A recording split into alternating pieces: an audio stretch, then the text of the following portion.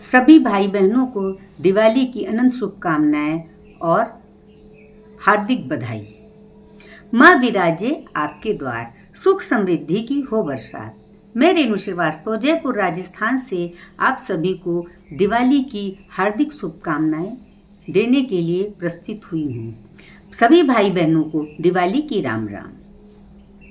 दिवाली बहुत ही पावन पंच पर्व का त्योहार है और यह रोशनी समृद्धि के नए शुरुआत के इस पावन पर्व पर हम सबको भव्य दिव्य दिवाली मनाने के लिए हम सब के लिए बहुत ही खुशी और गर्व की बात है।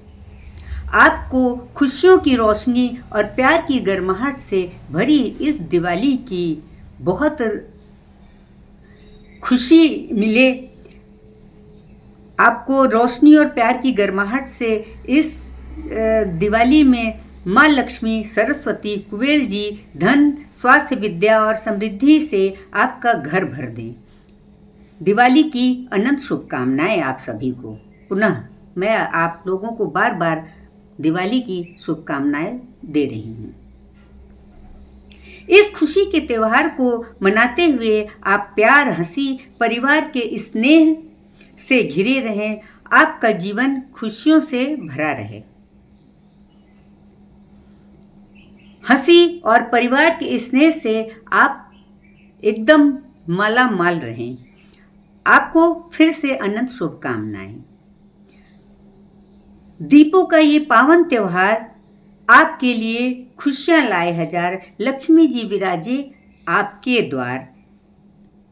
आप दिवाली के मुख्य पर्व के लिए अपने को एक महीना पहले से ही तैयार करते हैं। घर के रंग रोगन, साफ सफाई कर लक्ष्मी जी का स्वागत करने के लिए आतुर रहते हैं और इसकी तैयारी हम सब सनातनी एक महीना के पहले से ही इसके तैयारी में लग जाते हैं। दिवाली पर्व मनाने का मुख्य उद्देश्य है अपने जीवन के अंधकार को दूर करना है। वो अंधकार ज्ञान का भी हो सकता है, अपने अहंकार का भी हो सकता है और अज्ञानता का भी हो सकता है। दिवाली अंधेरे से उजाले की ओर ले जाने का प्रकाश त्योहार है। सत्य, प्रेम, दिव्य ज्ञान की ओर बढ़ने के लिए ये दिवाली हम लोगों को प्रेरित करती है। दिवाली के दिन लोग लक्ष्मी, गणेश, सरस्वती, हनुमान जी, कुबेर जी की आदि भगवान की पूजा करते हैं, दीप जलाते हैं। लक्ष्मी जी का स्वागत करने के लिए अपने पलक पावड़े बिछा के बैठे रहते हैं।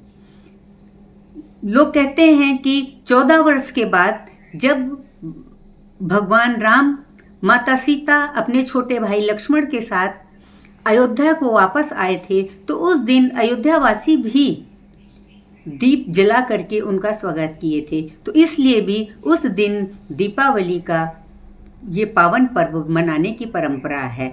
तो अपने सनातनियों में हर एक त्योहार मनाने की परंपरा का एक उसका उद्देश्य भी छिपा हुआ है।